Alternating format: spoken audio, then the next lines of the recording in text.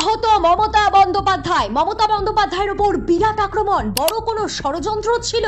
Road show চলাকালীন মমতা বন্দ্যোপাধ্যায়ের সঙ্গে ঘটল ভয়ঙ্কর ঘটনা। মমতা ব্যানার্জির হাত ধরে টান দিল এক ব্যক্তি। সামান্য চোট পেয়েও জনসংযোগে মমতা কেন এমনটা করলো ওই ব্যক্তি? গতবার ভোটের আগেও চোট পেয়েছিলেন মমতা ব্যানার্জি, এবারও চোটের মুখে তৃণমূল সুপ্রিমো। প্রচারে গিয়ে চোট পেলেন মমতা বন্দ্যোপাধ্যায়। বড় কোনো চক্রান্ত করা হচ্ছে কি? এর আগেও মুখ্যমন্ত্রী সভা থেকে বলেছেন তার পেছনে খুনের ষড়যন্ত্র করছে বিরোধীরা।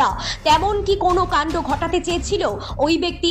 কেন মমতা বন্দ্যোপাধ্যায়ের হাত ধরে আচমকা টান দেওয়া হলো সেটা নিয়ে প্রশ্ন উঠছে।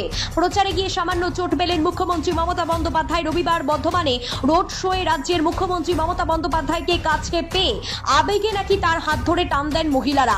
সেই কারণে সামান্য চোট পেয়েছেন মমতা ব্যানার্জি। তারপরেও প্রচার চালিয়ে যান তিনি। শুরু থেকেই বর্ধমানে মমতার রোড শো পরিণত হয় জনসমুদ্রে। মিছিলের মাঝে কোথাও মহিলাদের সঙ্গে হাত মেলালেন, কোথাও আবার কর্মীদের তরফে আনা উত্তরীয় ও ছবি দেন, আবার কোথাও বাচ্চাদের কাছ থেকে নিলেন ভালোবাসার গোলাপ। তবে এরই মধ্যে ছন্দপতন ঘটে বর্ধমানের বীরহাটায়।